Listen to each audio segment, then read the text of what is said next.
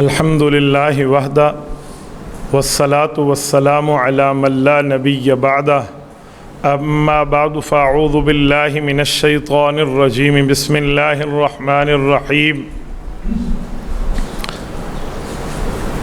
اولئک هم الراشدون اللہم صل علی محمد وعلی آل محمد كما صليت على إبراهيم وعلى آل إبراهيم إنك حميد مجيد اللهم بارك على محمد وعلى آل محمد كما باركت على إبراهيم وعلى آل إبراهيم إنك حميد مجيد معزز دوستو، آج 2 ستمبر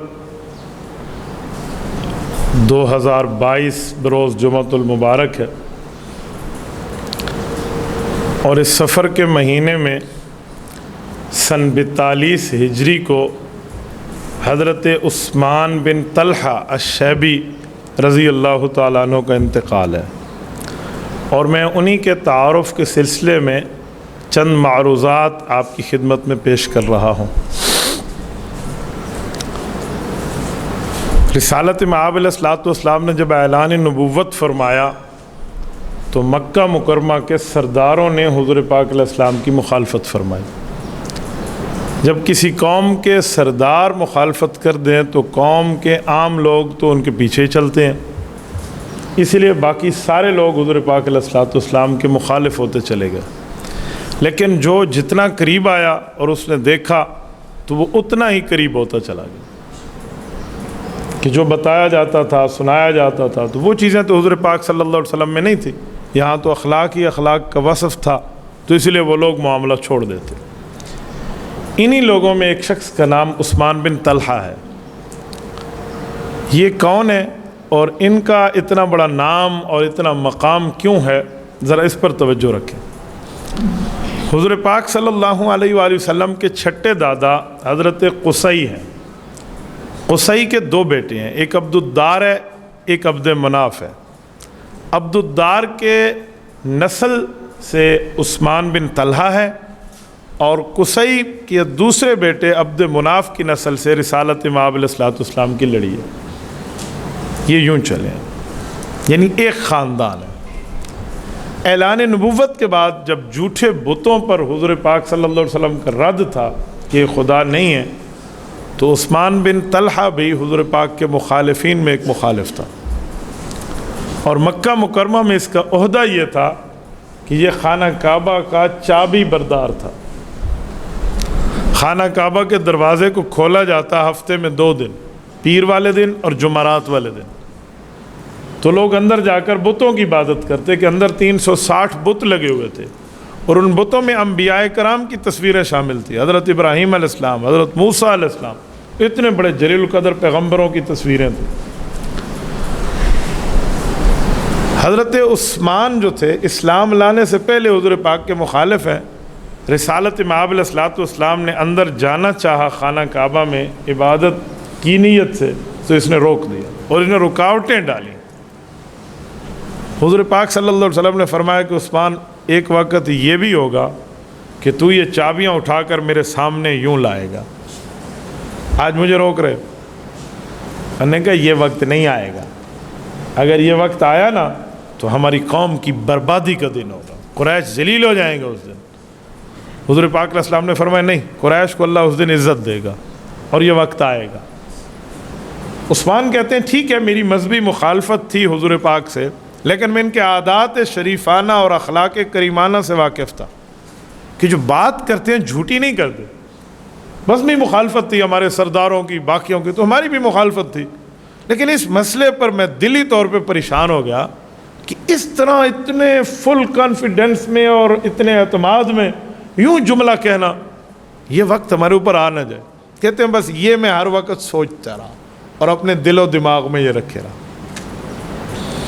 ایک وقت آیا جب حضور پاک صلی اللہ علیہ وآلہ وسلم کے پاس مکہ مکرمہ کے 3 صحابی بن کر لوگ گئے ہیں جو اسلام سے پہلے اسلام کے مخالف ہیں۔ الاصابہ میں حافظ ابن حجر عسقلانی رحمۃ اللہ علیہ اس واقعے کو لکھتے ہیں۔ ان میں ایک حضرت خالد بن ولید ہے، ایک حضرت عمرو بن عاص ہے اور ایک یہ عثمان بن طلحہ ہے. یہ تینوں مکہ مکرمہ سے مدینہ طیبہ گئے, چھوڑ دی خانہ کعبہ کی چابی اٹھانا, اپنے گھر میں جمع کرا دی کیونکہ فیملی نے اٹھانی تھی. یہ مدینہ طیبہ چلے گئے, ایمان لائے اور وہیں رہے.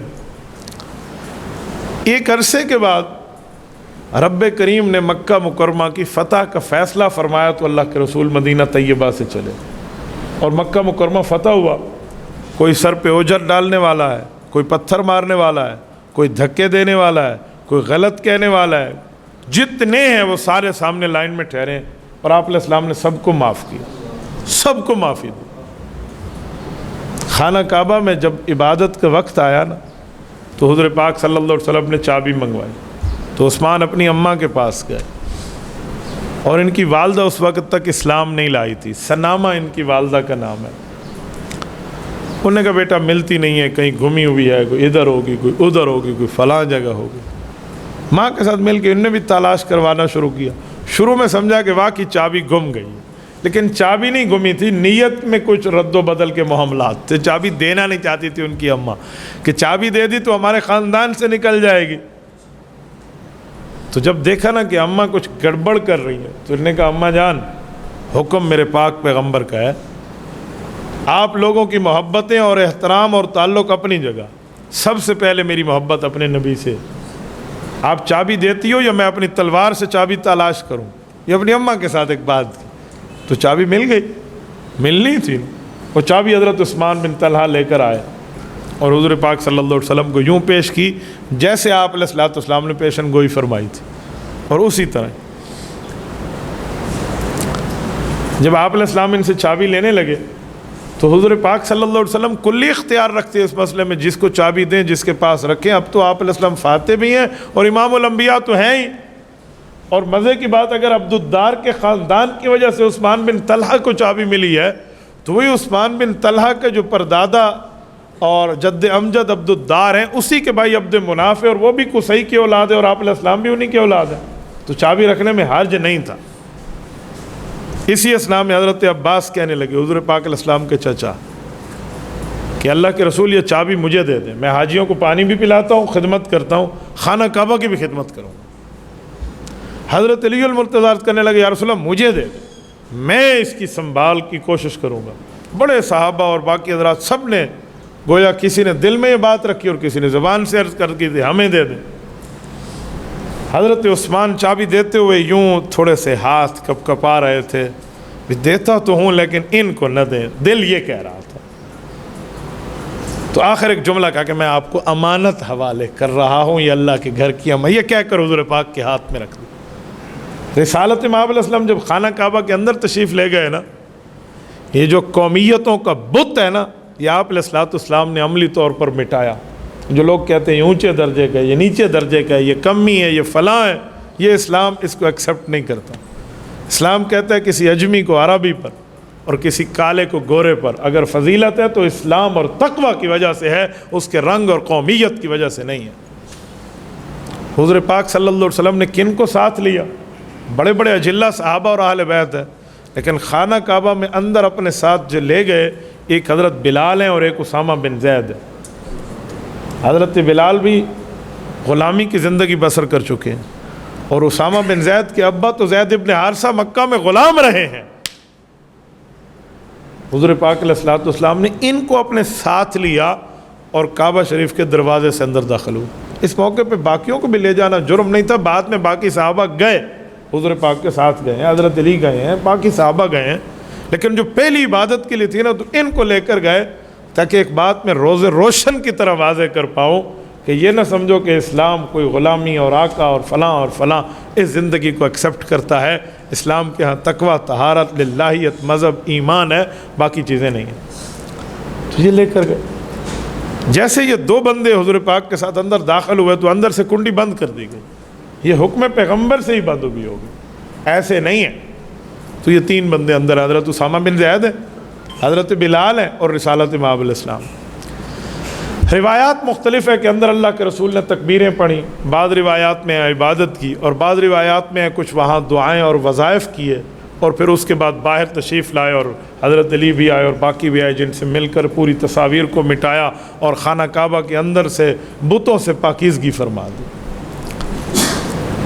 رسالت امام علیہ الصلوۃ والسلام اندر تشریف فرما ہے کہ اللہ کے رسول پر آیت اترتی ہے، آیت نمبر 58 ہے سورۃ آل عمران، سورۃ نساء کی آیت نمبر 58 ہے۔ فرمایا رب کریم کا یہ حکم ہے، ان اللہ یأمرکم ان تؤدوا الامانات الی اہلھا، اللہ یہ حکم دے رہے ہیں کہ جو امانتیں آپ کے پاس ہیں ان کو امانتوں کے اہل لوگوں تک پہنچا دیں۔ رسالت امام علیہ السلام باہر تشریف لائے، اب دو روایات ہیں، ایک ہے کہ خود عنایت فرمائی، ایک ہے حضرت علی المرتضیٰ کو فرمائے جاؤ دے آؤ۔ تو حضرت عثمان بن طلحہ کے ہاتھ پہ جب حضرت علی نے چابی رکھی تو حضرت عثمان کہنے لگے عجیب، ابھی تو آپ ہی کہہ رہے تھے کہ چابی مجھے دے دیں اور آپ مجھے واپس کرنے آ گئے، یعنی بظاہر اس کے وہم و گمان میں یہ بات نہیں تھی، یعنی خانہ کعبہ کی چابی برداری یہ بہت بڑی فضیلت کی بات ہے، حالت کفر میں بھی اس کو فضیلت سمجھا جاتا تھا، اب تو حالت اسلام ہے۔ تو نے کہا جی ہاں، جس نبی نے آپ سے مانگی تھی وہی دے رہے۔ ایک روایت یہ ہے، ایک روایت ہے کہ نہیں، حضور پاک علیہ الصلوۃ والسلام پہ آیت اتری، اللہ کے رسول نے حضرت عثمان کو بلا کے خود دی، اور ساتھ ہی یہ حدیث بھی ارشاد فرمائی کہ عثمان یہ چابی آپ کے پاس رہے گی، آپ کے بعد آپ کے خاندان کے پاس رہے گی، تا قیامت آپ کے خاندان میں پے در پے چلتی رہے گی، اگر تم سے کوئی چابی لے گا تو وہ ظالم ہوگا۔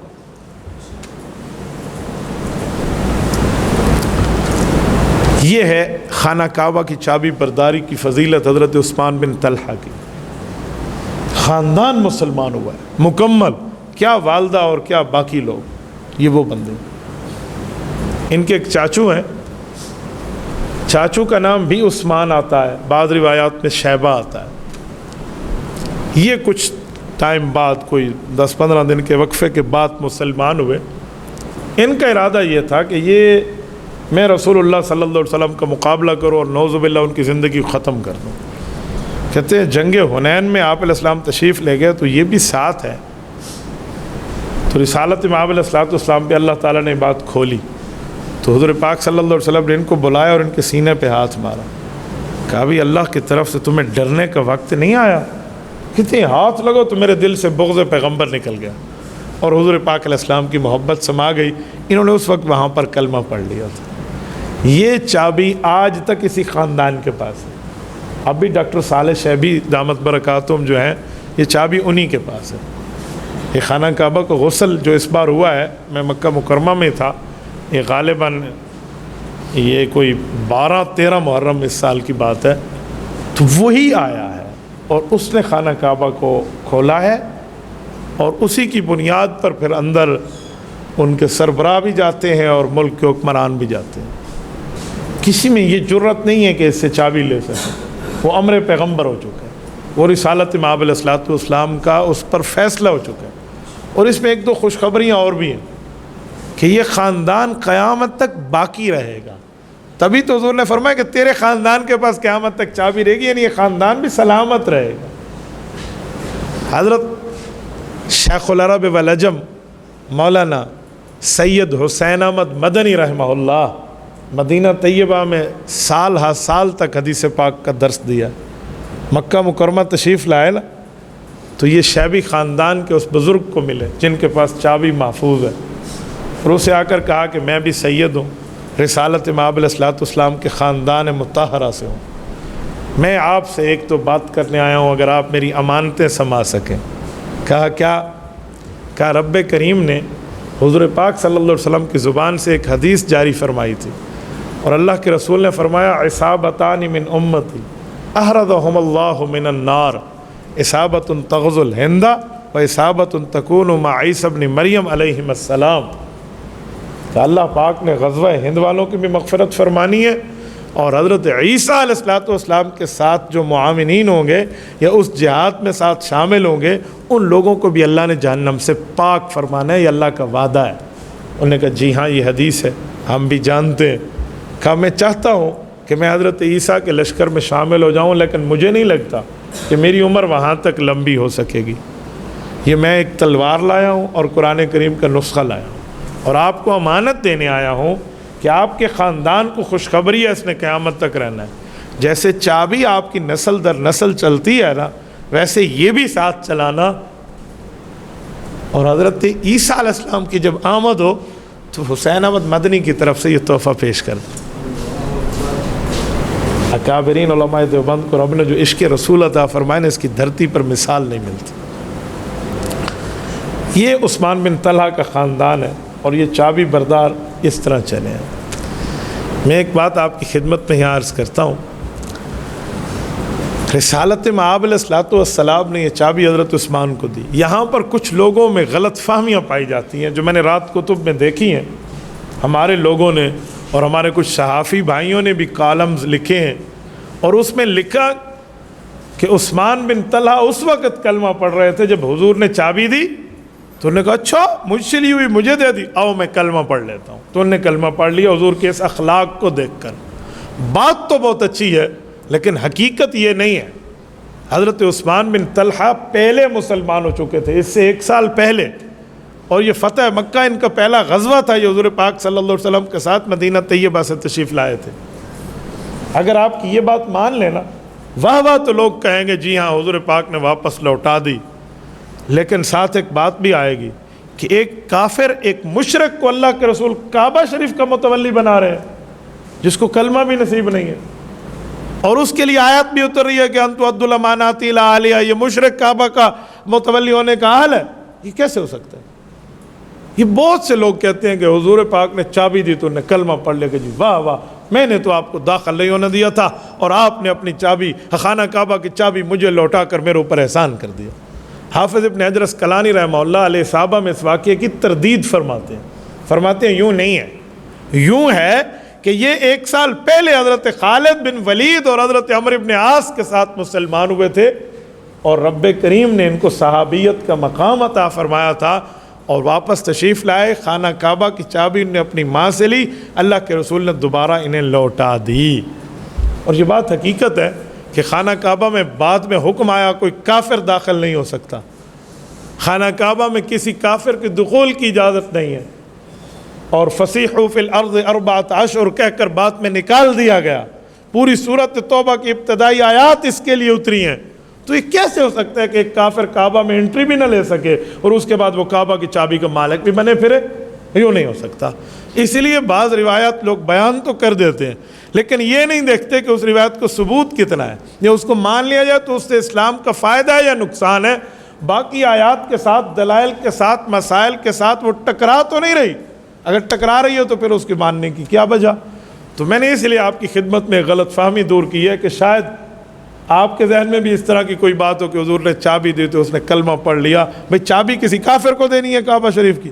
باقی مسلمان صحابہ اہل بیت کے بڑے بڑے زعماء اور بڑے بڑے رؤساء ٹھہرے ہیں جو حضور پاک صلی اللہ علیہ وسلم کے ساتھ زندگیاں لگا چکے ہیں دین، اسلام، ایمان، مذہب، ایقان کی حفاظت میں، انہیں چابی نہیں ملی ہے، غیر مسلم کو چابی مل گئی؟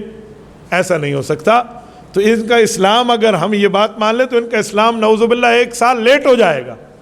تو ان کا اسلام اور صحابیت 1 سال پہلے ہے، اور یہ مہاجر صحابیوں نے ہجرت فرمائی ہے۔ اور اگر یہ بات مان لیں تو حضرت عثمان بن طلحہ کی ہجرت ختم ہو جائے گی، کیونکہ حدیث پاک میں اللہ ہجرت بعد الفتح فرمایا، جب فتح مکہ ہو گیا اب کیا ہجرت رہی مکہ والوں کی؟ تو پھر ان کو آپ ہجرت سے محروم کر رہے ہیں۔ الذین ہاجروا واخرجوا من دیارہم، قرآن کریم نے مہاجرین صحابہ کا ذکر بڑے اچھے الفاظ میں کیا کہ انہوں نے اپنے مال جان کو چھوڑا، اور ان لوگوں نے اپنے گھروں کو چھوڑا، اور یہ سب کچھ چھوڑ کر ایمان لائے ہیں۔ تو یہ فضیلت تو حضرت عثمان بن طلحہ رضی اللہ عنہ سے نکل جائے گی۔ اور قرآن کریم تو والسابقون الاولون من المہاجرین والانصار والذین اتبعوہم باحسان رضی اللہ عنہم کہہ کر مہاجرین اور انصار پر ایک بہت بڑی مناقبت اور منقبت بیان کر رہا ہے اور ان کے مناقب سنا رہا ہے۔ تو اگر آپ کی اس چھوٹی سی بات کے واہ واہ کے لیے اس واقعے کو مان لیں تو یہ ساری فضیلتیں یکسر ان کا اور ختم ہو جائیں گی۔ اس بنیاد پہ کہتا ہوں کہ بندہ دینداروں سے سمجھ کر بیان کرے۔ کچھ لوگ اخبار کے ایک صرف کالم کو اٹھا کر، ہاں کسی تصدیقی عالم دین کا وہ اور بات ہے، لیکن اپنی طرف سے اٹھا کر لوگ لگا دیتے ہیں اور ایسی ویسی بات بنا دیتے ہیں۔ تو دین اسلام میں سچ بولیں، ان الصدق ینجی، سچ بندے کو نجات دیتا ہے۔ دین اسلام میں ایسی بات نہ کریں جو کل بندے کو اس پر صفائیاں دینے پڑے اور آگے بتانا پڑے اور یہ کرنا پڑے اور وہ کرنا پڑے، تو پھر یہ نہ ہو بے تحقیقی بات ہو اور پھر لوگ اس طرح بے تحقیقی بات کا بات میں مذاق بناتے پھریں، تو یہ پھر مذاق ہم پہ نہیں ہوگا، مذہب اور دین پہ ہوگا۔ اللہ تعالیٰ آپ کو ہمیں صراط مستقیم عطا فرمائے۔ حضرت عثمان بن طلحہ رسالت مآب صلی اللہ علیہ وسلم کے ساتھ مدینہ طیبہ میں رہے۔ جب اللہ کے رسول دنیا سے تشریف لے گئے تو پھر جانشین پیغمبر افضل البشر بعد الانبیاء حضرت ابوبکر صدیق رضی اللہ تعالی عنہ ان سے اجازت لی اور مکہ مکرمہ واپس تشریف لائے اور کعبہ شریف کی متولی شپ اپنے پاس رکھی، اور 42 ہجری تک 42 رسالت مآب علیہ الصلوۃ والسلام کی وفات کو کتنے سال گزر گئے؟ سن 10 ہجری کے بعد اللہ کے رسول کا انتقال ہے، یعنی آپ علیہ الصلوۃ والسلام کی وفات حضرت حیات کے تقریباً 32 سال بعد تک یہ زندہ رہے اور خانہ کعبہ کی چابی اپنے پاس ہی رکھی، اور خانہ کعبہ کھول کر دیتے ہر پیر کو بھی اور جمعرات کو بھی، اور لوگوں کو کہتے لوگوں میں نے کیا سوچا تھا اور میرے پاک پیغمبر نے میرے اوپر کیا احسان کیا۔ یہ سن 42 ہجری میں ان کا انتقال ہے، اور سفر کا مہینہ ہے جس مہینے میں آج آپ اور ہم بیٹھے ہیں۔ میں نے اسی مہینے کی مناسبت سے حضرت عثمان بن طلحہ العبدری الشیبی رضی اللہ تعالیٰ عنہ کے متعلق چند معروضات اسی لیے پیش کی ہیں کہ ان کا وفات کا معاملہ بھی اسی مہینے میں ہے، اور ویسے بھی ہمیں صحابہ اور اہل بیت کی منقبت سننی بھی چاہیے، سمجھنی بھی چاہیے، اور اس کو یاد کر کے اپنی اولاد تک پہنچانی بھی چاہیے، تاکہ جو علم سینہ بہ سفینہ آگے جاتا ہے وہ پڑھنے اور لکھنے سے شاید وہ باتیں یاد نہیں رہتی جو والد اور والدہ کی گود میں اولاد سیکھتی ہے۔ اسی لیے ہمیں اس پر ایک بہت بڑی ذمہ داری دینی چاہیے اپنی اولاد کے معاملے میں کہ ہم وقت نکالیں اور اپنی اولاد کو اور اپنے گھر میں بیٹھ کر کم از کم یہ باتیں بتائیں۔ ایران توران کے قصے سنانے پہ ہم بیٹھے ہیں، سیاست گرم ہے یا نرم ہے یہ سنانے پہ ہم بیٹھے ہیں، اور یہ ہو گیا اور وہ ہو گیا یہ بتانے پہ بیٹھے ہیں۔